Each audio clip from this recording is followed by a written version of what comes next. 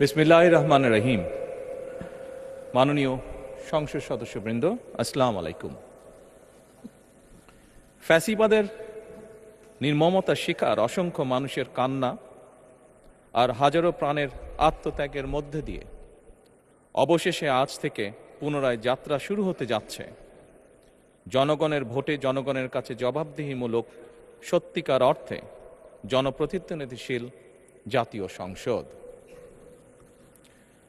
বাংলাদেশের জাতীয় সংসদের রাজনীতির এই ঐতিহাসিক মুহূর্তে আমি আল্লাহর দরবারে শুকরিয়া জানাই, যার অশেষ রহমতে আমরা একটি ন্যায়ভিত্তিক গণতান্ত্রিক মানবিক বাংলাদেশ প্রতিষ্ঠার লক্ষ্যে যাত্রা শুরু করতে পেরেছি।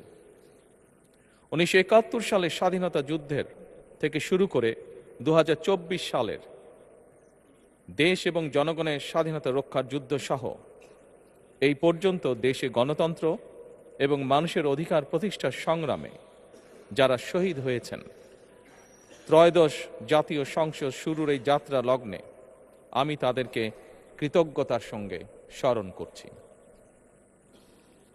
এই আন্দোলন সংগ্রামে যেসব মায়েরা তাদের সন্তান হারিয়েছেন, যেসব সন্তানেরা তাদের প্রিয়জন হারিয়েছেন, যেসব পরিবার তাদের সন্তান স্বজন হারিয়েছেন, যেসব আহত মানুষকে তাদের স্বাচ্ছন্দ্যের জীবন হারাতে হয়েছে, যেসব মানুষগুলো নির্যাতন, নিপীড়ন, রাজনৈতিক হয়রানি কিংবা মিথ্যে মামলা শিকার হয়ে সর্বস্ব হারিয়েছেন, আমি তাদের সকলের অবদানকেও কৃতজ্ঞতার সঙ্গে স্মরণ করছি। দেশের ছাত্র জনতা, কৃষক, শ্রমিক, শিক্ষক, কবি, সাহিত্যিক, সাংবাদিক, চিকিৎসক, প্রকৌশলী, আইনজীবী, কামার কুমার, জেলে তাঁতি, গাড়ি চালক, ব্যবসায়ী এবং সরকারি বেসরকারি চাকরিজীবী, গৃহিণী, সারা দেশে গণতান্ত্রিক রাজনৈতিক দলের নেতা কর্মী সমর্থক তথা সর্বস্তরের সকল শ্রেণী পেশার মানুষ যাদেরকে গুম, খুন, হত্যা, নির্যাতন, নিপীড়ন, মিথ্যা হামলা মামলা কিংবা জীবন্ত মানুষের কবরস্থান তুল্য বর্বর বন্দিশালা, আয়নাঘর, কোনো কিছু দিয়েই যাদের গণতান্ত্রিক আকাঙ্ক্ষাকে রুখে দেওয়া যায়নি, যাদের সাহসী ভূমিকায় দেশে পুনরায় গণতন্ত্র ফিরে এসেছে, আমি ত্রয়োদশ জাতীয় সংসদের এই যাত্রা লগ্নে দেশের স্বাধীনতা প্রিয় গণতান্ত্রিকামী বীর ছাত্র জনতাকে জানাই অভিনন্দন।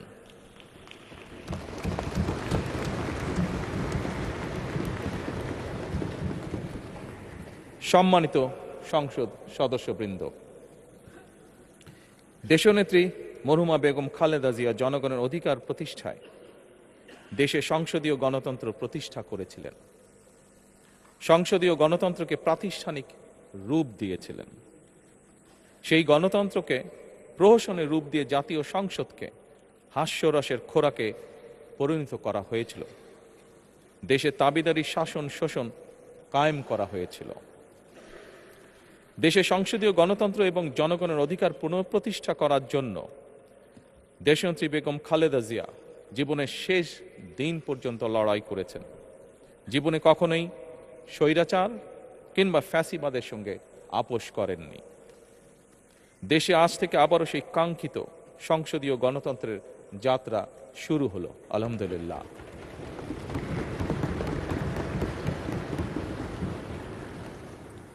সংসদীয় রাজনীতি প্রতিষ্ঠাতা খালেদা জিয়া দেশ এবং জনগণের সাফল্যে এই শুভ মুহূর্তটি দেখে যেতে পারেননি।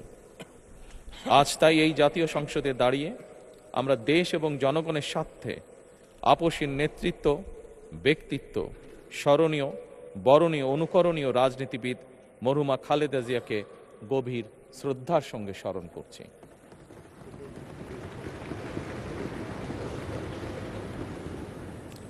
সম্মানিত সংসদ সদস্যবৃন্দ, দেশে বহুদলীয় গণতন্ত্রের প্রবক্তা এবং প্রবর্তক, স্বাধীনতার ঘোষক শহীদ প্রেসিডেন্ট জিয়াউর রহমানের একটি উক্তির কথা আপনাদের সামনে আমি স্মরণ করতে চাই। তিনি বলেছিলেন, জনগণই যদি রাজনৈতিক দল হয় তাহলে আমি সেই দলেরই আছি। অর্থাৎ ব্যক্তি কিংবা দলের স্বার্থ নয়, জনগণের স্বার্থই সবচাইতে বড়। এটাই বিএনপির রাজনীতি।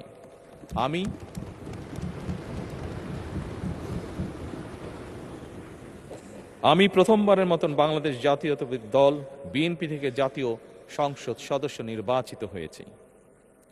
জাতীয় সংসদীয় দলের নেতা নির্বাচিত হয়েছি। জাতীয় সংসদে দলের প্রতিনিধিত্ব করলেও প্রধানমন্ত্রী হিসাবে আমি এই জাতীয় সংসদে দেশের প্রতিনিধিত্ব করছি। দল, মত, ধর্ম, বর্ণ নির্বিশেষে দেশের জনগণের প্রতিনিধিত্ব করছি। আমার রাজনীতি দেশ এবং জনগণের স্বার্থ রক্ষা করার রাজনীতি। বিএনপির রাজনীতি জনগণের জীবন মান উন্নয়ন এবং স্বনির্ভর বাংলাদেশ গড়ার রাজনীতি। প্রতিটি পরিবারকে স্বনির্ভর করাই আমাদের রাজনীতির লক্ষ্য। প্রতিটি পরিবারকে স্বনির্ভর করার মাধ্যমেই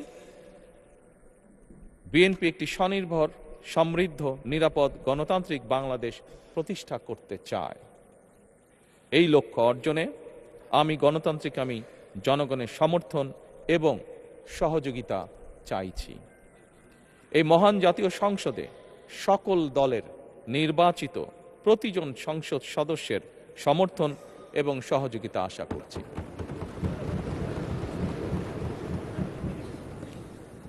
সম্মানিত সংসদ সদস্যবৃন্দ, আমি বিশ্বাস করি আমাদের দল কিংবা মত কিংবা কর্মসূচি ভিন্ন হতে পারে, কিন্তু তাবেদার মুক্ত, ফ্যাসিবাদ মুক্ত একটি স্বাধীন, সার্বভৌম, নিরাপদ, স্বনির্ভর বাংলাদেশ প্রতিষ্ঠায় আমাদের মধ্যে কোনো বিরোধ থাকতে পারে না, বিরোধ নেই।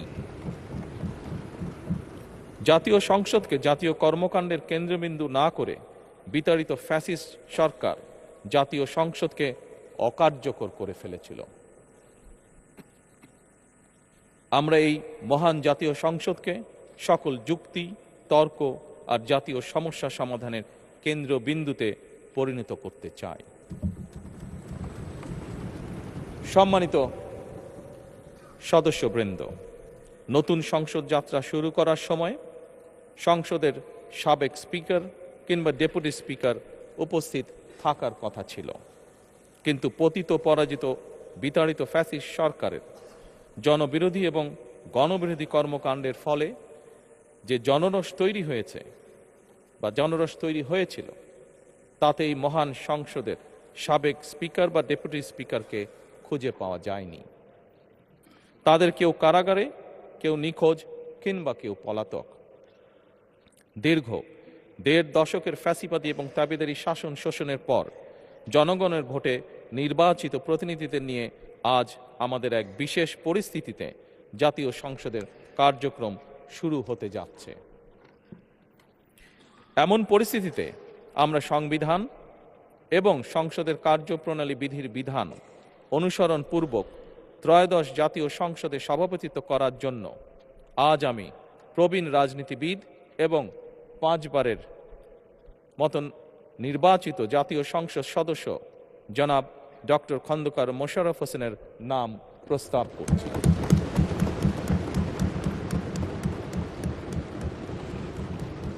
সম্মানিত সংসদ সদস্যবৃন্দ, আমাদের সংসদীয় রীতিনীতির ইতিহাসে এই ধরনের পরিপ্রেক্ষিত নজিরবিহীন নয়।